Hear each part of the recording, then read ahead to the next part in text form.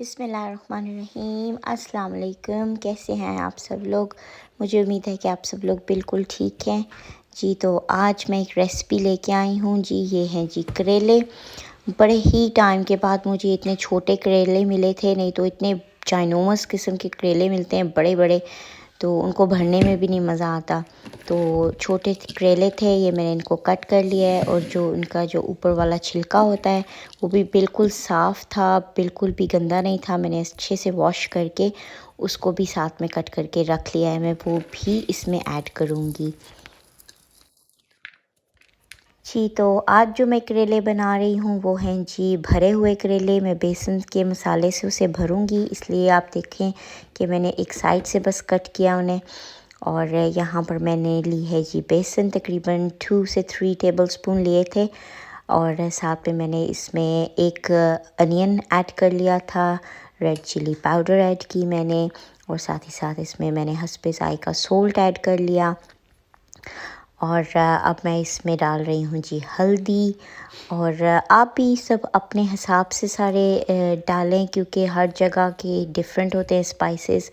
Black pepper मैंने add की है यहाँ पर, गरम मसाला ऐड कर दिया है जी। और जब भी कुछ पकाने लगो तो पहली चीज़ें ख़त्म हो जाती हैं, तो यहाँ पर अब मैंने पहले सूखा धनिया लिया और उसको थोड़ा सा ग्राउंड कर लिया, और अब मैं उसमें तकरीबन 1.5 स्पून ऐड करूँगी सूखा धनिया। इसमें मैंने थोड़ा सा नॉर्मल से ज़्यादा डाला है, नहीं तो मैं बहुत ज़्यादा नहीं यूज़ करती। और यहाँ पर जी अनारदाना, क्योंकि थोड़ा सा चटपटा सा हो तो मज़े का लगता है। और यहाँ पर जी मैंने डाल दिया है इसमें ज़ीरा। और अब ये देखें, ये बेसिकली पकौड़ों वाला ही मसाला है, बस उसमें पोटैटोज़ नहीं मैंने ऐड किए, क्योंकि फिर आलूओं का हो जाता है कि पता नहीं गलेंगे नहीं गलेंगे, ये सब ड्रामे आलू शुरू कर देते हैं। तो यहाँ पर फिर अब मैं उसे मिक्स कर रही थी। पहले मैंने बड़ा ध्यान से थोड़ा थोड़ा पानी ऐड किया कि ना ज़्यादा हो जाए, पर फिर मुझे एहसास हुआ ये बहुत ही थोड़ा पानी है, तो एटलीस्ट इतना तो पानी हो कि मसाला बन जाए। ये तो ड्राई बेसन ही लग रहा है जी। तो ये देखें, मैं इसमें और हल्का हल्का करके पानी ऐड कर रही थी, और ये मेरी कंसिस्टेंसी रेडी हो गई है। ये परफेक्ट है, ये ना ही बहुत थिक है और ना ही बहुत रनी है। तो आप भी मेक श्योर करिएगा अगर आप बनाएं तो इतनी ही हो। और जी अब मैं इसको करेलों में भर लेती हूँ। तो इतने छोटे करेले बहुत मुश्किल से मिलते हैं, नहीं तो यहाँ पर बहुत बड़े करेले मिलते हैं। और जब भी इतने छोटे करेले होते हैं मेरा दिल होता है फिर मैं भर के बनाऊँ। यूजुअली आप कीमे से भरते हो या बेसन से भरते हो। मैंने सोचा बहुत ज़्यादा मीट खा लिया, अब सम टाइम थोड़ी सी वेजिटेबल भी खानी चाहिए, तो क्या फ़ायदा अब करेलों में भी मैं कीमा डाल दूँ। तो इसलिए मैंने ये डाल दिया है। अभी हस्बैंड को पता नहीं है, वो तो कहेंगे कि तुमने कीमा क्यों नहीं डाला। तो ये देखें जी, मैं इसमें सारे अच्छे से फिल कर रही थी, और अब मैं ये सारे एक इकट्ठे सारे फिल कर कर आपको दिखाती हूँ। लें जी, यहाँ पर सारे मैंने करेले जो हैं भर लिए हैं। और अब हम एक फ्राइंग पैन लेंगे और उसमें डाल देंगे जी ऑयल। और मेक श्योर थोड़ा सा ऑयल गरम हो, बहुत पतला ना पतला बहुत ठंडा ना हो, क्योंकि जो हमारा अंदर का जो बेसन है वो निकल जाएगा फिर। तो हमें स्ट्रेट अवे इसको पका लेना है। बेसन जो ही ऑयल में डले वो सही तरीके से पक जाए, ताकि वो निकले ना, फिर उसी के अंदर रहे। तो ये देखिए यहाँ पे बहुत ज़्यादा ओवरहीट भी ना हो कि बहुत ज़्यादा हॉट हो गया वो बर्न ही होने लग पड़ा है। तो ये देखें, ये परफेक्ट था। मैंने बस 5 मिनट के लिए थोड़ा सा ऑयल यहाँ पर वार्म किया था।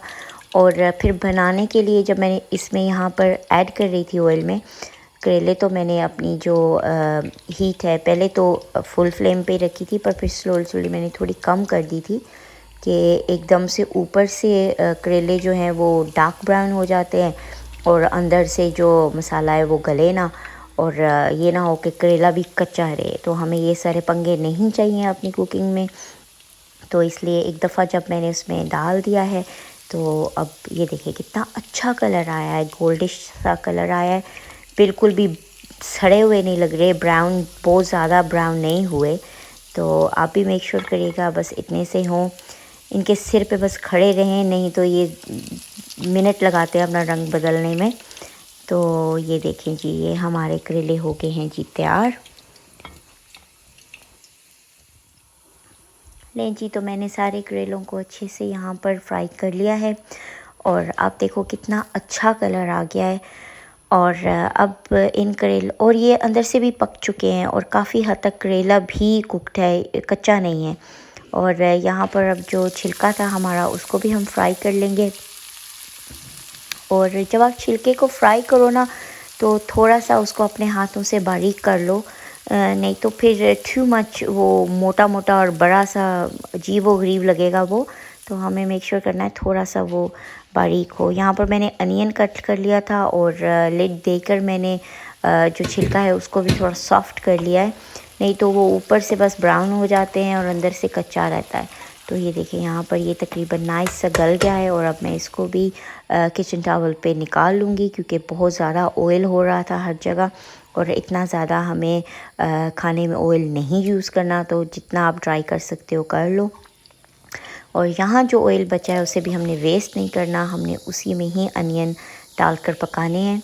यहाँ पर जो ऑयल था वो नॉर्मल अनियन बनाने के लिए थोड़ा फ्राई करने के लिए थोड़ा सा कम था, पर मैंने एक्स्ट्रा ऐड नहीं किया क्योंकि आप करेले भी फ्राई कर रहे हो और उसका छिलका भी फ्राई कर रहे हो। जब वो सब आपकी हांडी में इकट्ठे जाएंगे तो बहुत ऑयली हो जाएगा और हमें बहुत ज़्यादा ऑयली नहीं करना जी। तो यहाँ पर 2 अदद टमाटर लिए हैं मैंने, उनको भी मैंने कट कर लिया है। और अभी देखें यहाँ पे अनियंस हैं जो उनको हम हल्का सा ब्राउन कर रहे हैं। और अनियन से तो मेरी ख़ासी दुश्मनी है, मुझे वो नज़र आते हुए बुरे लगते हैं, पर यहाँ पर क्योंकि मैंने बहुत ज़्यादा ऑयल नहीं लिया तो और ऊपर से मैं चाह भी रही थी कि बहुत ज़्यादा उनकी हालत ऐसी ना हो कि वो बिल्कुल ही नज़र ना आए।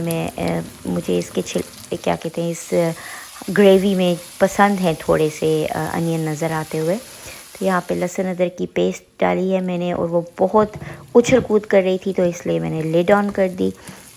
और ये देखें यहाँ पर अनियन भी थोड़े से सॉफ्ट हो गए हैं और अब मैंने इसमें टमाटोज़ ऐड कर लिए हैं जी। टमाटोज़ को अच्छे से हम यहाँ पर मिक्स कर लेंगे।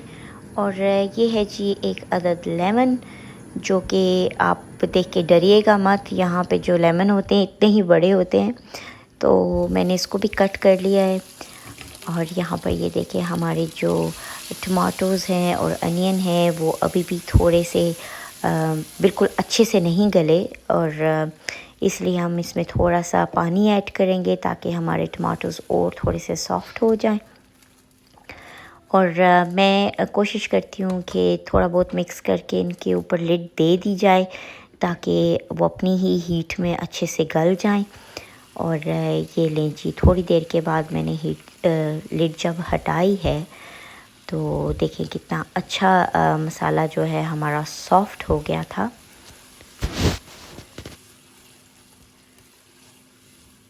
जी, तो इसे हम अच्छे से थोड़ी देर के लिए मिक्स करेंगे, इसका पानी हम ड्राई करेंगे। और अब मैं इसमें डाल रही हूँ जी सोल्ट और साथ ही साथ मैं इसमें ऐड करूँगी रेड चिली पाउडर और हल्दी। मैं बहुत ज़्यादा इंग्रेडिएंट्स नहीं यूज़ करती और सोल्ट और हल्दी और ये जो रेड चिली पाउडर है हर कंट्री में डिफरेंट टेस्ट देता है। मैं एक दफ़ा पाकिस्तान गई थी, वहाँ का सोल्ट बहुत स्ट्रॉन्ग है, बहुत ज़्यादा सोल्टी है, तो इसलिए मैं नहीं कहती कि आप 1 चम्मच डालें 2 चम्मच डालें, आपको बेहतर पता है आपको कितना डालना है। और यहाँ पर जी सूखा धनिया, गरम मसाला, अनारदाना पाउडर और ये मैंने सब ऐड कर लिया है जी। और अब मैं इसे अच्छे से मिक्स कर रही हूँ। और आप देखो ये सब मसाले डलने के बाद मसाला वैसे ही बहुत मज़े का लग रहा है, हमारी ग्रेवी काफ़ी अच्छी लग रही है। और इसे और सॉफ्ट करने के लिए मैंने थोड़ा सा योगर्ट ऐड कर लिया है जी। और अब हम इसको अच्छे से बना लेंगे, पकाएंगे। और जब तक हमारा जो योगर्ट का पानी छूटेगा और जो हमारी ग्रेवी है उसका ऑयल नहीं निकलता, तब तक हम इसको पकाएंगे अच्छे से। और यहाँ पर ऑयल निकल चुका था तो जो हमारी जो छिलका था करेलों का वो भी मैंने इसमें ऐड कर लिया था।